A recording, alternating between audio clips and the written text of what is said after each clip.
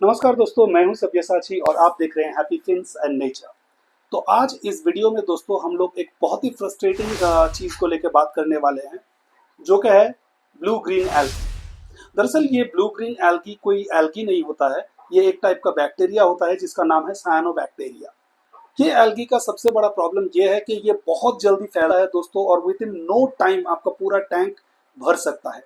ये एक बहुत ही बदबूदार एक स्लाइमी टाइप का एल्गी है, और क्योंकि ये बहुत जल्दी फैलता है जैसे कि मैं कहा, तो इसको अगर आप इनिशियल स्टेज पे ही ट्रीट नहीं करेंगे तो फिर बाद में निकालना बहुत बहुत मुश्किल हो सकता है। बट डोंट वरी, आज इस वीडियो में मैं आप लोगों का सारे सवाल का जवाब दूंगा। ये वीडियो को मैं दरख्वास्त करूंगा आप पूरा एंड तक देखिए, ताकि आपका जो भी सवाल है, जो भी प्रॉब्लम आप लोगों को फेस करना पड़ता है या करना पड़ सकता है, उसके बारे में पूरा इंफॉर्मेशन आप लोगों को मिल जाए। तो without further delays let's get started.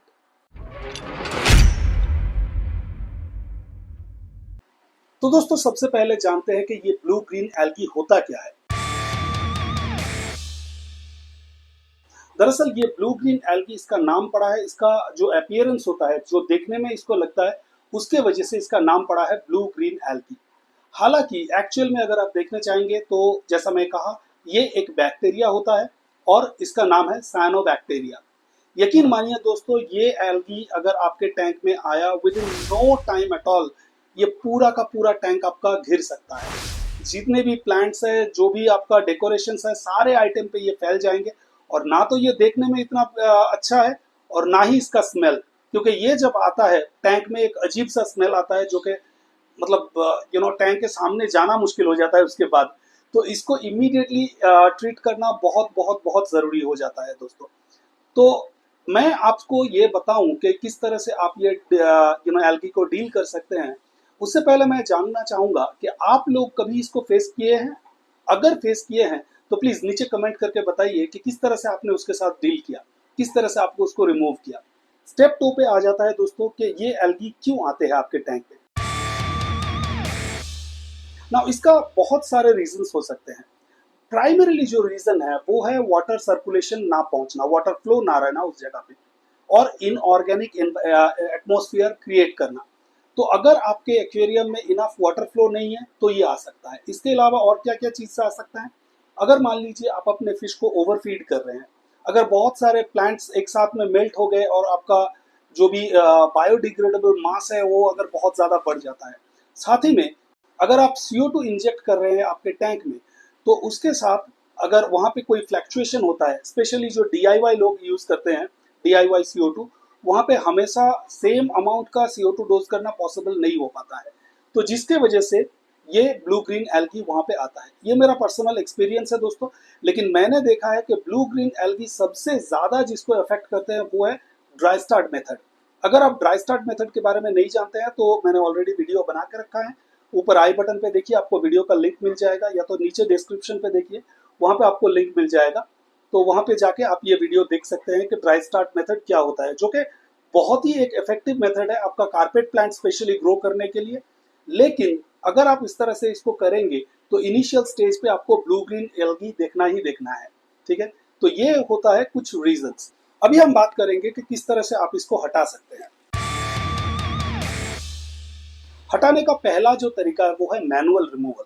आप अपने हाथ से उसको थोड़ा सा पिंच करके निकाल सकते हैं, लेकिन याद रखिए अगर आप हाथ से पिंच करके निकालेंगे या किसी भी तरह से निकालेंगे, तो जो भी आपका सबस्ट्रेट के ऊपर अगर ये पड़ा हुआ है या फिर आपका रॉक के ऊपर पड़ा हुआ है, तो रॉक अगर अच्छी तरह से अटैच्ड नहीं है तो वो उसको उखाड़ के लेके आएगा। ये सबस्ट्रेट में अगर हुआ है तो सबस्ट्रेट का ऊपर का लेवल आपके हाथ में आ जाएंगे। तो कारपेट वगैरह अगर आप लगाए हैं कारपेट प्लांट्स, तो काफी सारा कारपेट प्लांट्स इसके साथ निकल के आएगा। आप कोई भी स्क्रैपर से इसको स्क्रैप कर सकते हैं, ग्लास से अगर ग्लास पे है तो। और अगर जॉइंट पे, मतलब कि जहाँ पे सिलिकॉन रहता है वहां पे अगर हुआ है, तो उस मामले में आप टूथब्रश यूज करके भी इसको निकाल सकते हैं। जब ये पूरी तरह से आप स्क्रैप ऑफ कर दीजिए, उसके बाद आप वाटर चेंज के जरिए इसको निकाल सकते हैं। बट याद रखिए ये जो सोल्यूशन है ये एक टेम्पोररी सोल्यूशन है दोस्तों।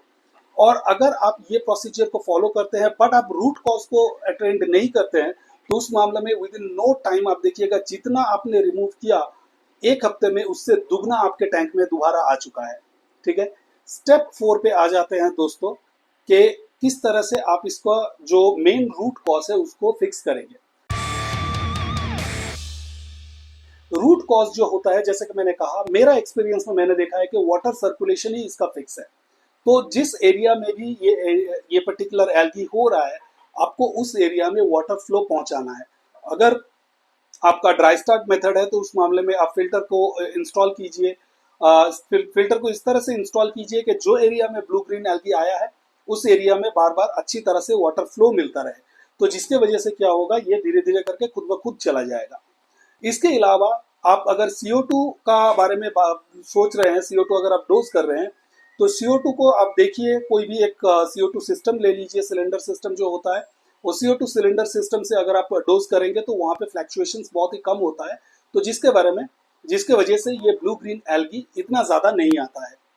स्टेप 5 पे आता है दोस्तों, लाइट और न्यूट्रिएंट्स को कंट्रोल करना।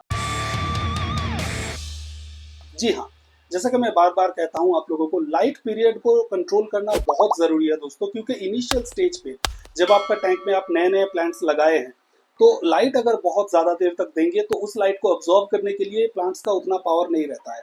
तो जिसके वजह से क्या होता है, ये एक्सेस लाइट जो है एल्गी का फूड बन जाता है और उसके बाद ये एल्गी धीरे धीरे करके ग्रो होना चालू होता है। तो लाइट का पीरियड, जैसे मैं कहा हूँ आप लोगों को लास्ट वीडियो में भी, कि 4 से 5 घंटे का ज़्यादा मत रखिए। 4 से 5 घंटा इनिशियल स्टेज पे रखिए, जब आपका प्लांट्स का ग्रोथ होना स्टार्ट हो जाए या ग्रो कर जाए आपका प्लांट्स, धीरे धीरे करके आप उसको बढ़ा सकते हैं। बट फिर भी मैं कहूँगा, जितना भी प्लांट्स आपके पास हो, 8 से 10 घंटे से ज़्यादा लाइट मतलब एल्गी आना एकदम पॉसिबल है। न्यूट्रिएंट्स के मामले में मैं कहूँगा, जो भी फर्टिलाइजर आप डोज कर रहे हैं, फर्टिलाइजर आप पहले अगर देख रहे हैं कि एल्गी आ रहा है तो उसको थोड़ा कम कर दीजिए, हाफ कर दीजिए। हाफ करने के बाद आपका प्लांट का ग्रोथ का देखिए किस तरह से ग्रो हो रहा है। अगर आपका प्लांट का ग्रोथ सही है तो आप वहीं पे रहिए।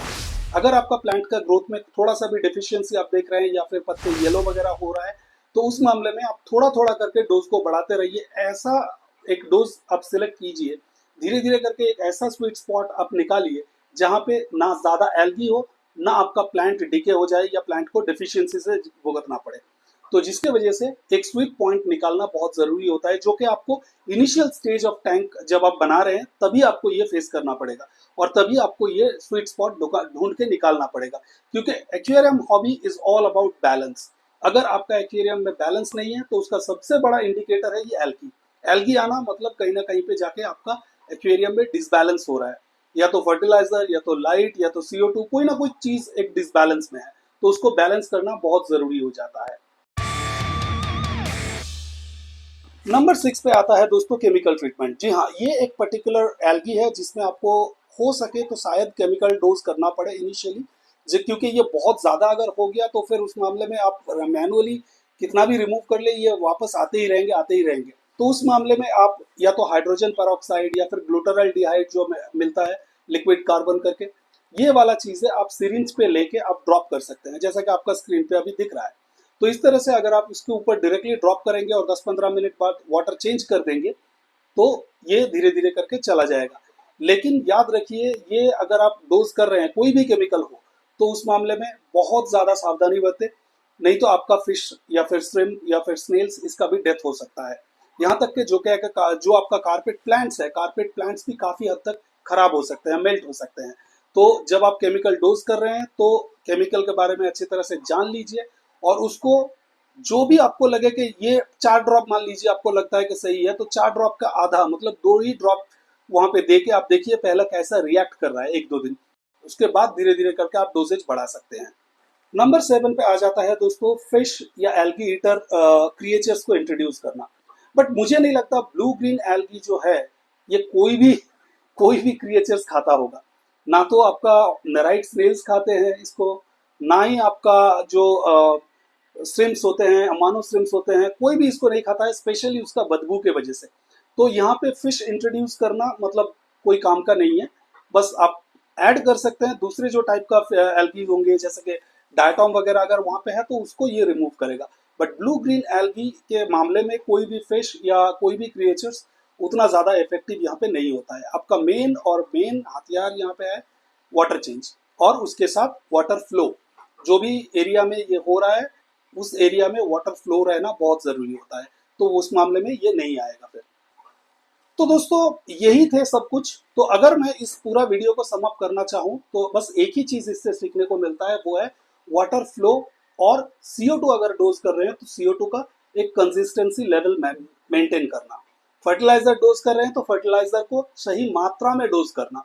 ये तीनों चीज को अगर आप टैकल कर लेंगे, इस तीन चीजों को अगर आप सही रखेंगे, तो फिर ये ब्लू ग्रीन एल्गी को बहुत ही इजीली आप हटा सकते हैं।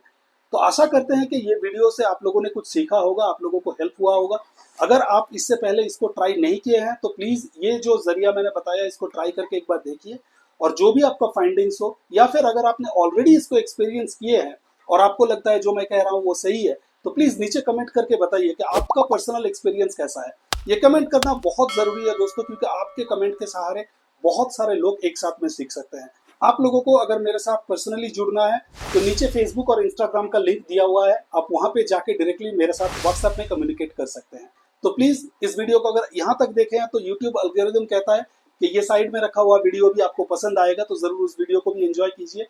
निकलने से पहले इस वीडियो को एक लाइक जरूर कर दीजिएगा। आपका कोई फ्रेंड या रिलेटिव अगर एक्वेरियम रख रहे हैं तो इस वीडियो को उन लोगों के साथ शेयर करना बिल्कुल मत भूलिएगा। बहुत जल्दी मिलते हैं नेक्स्ट वीडियो में, तब तक के लिए take care and bye bye.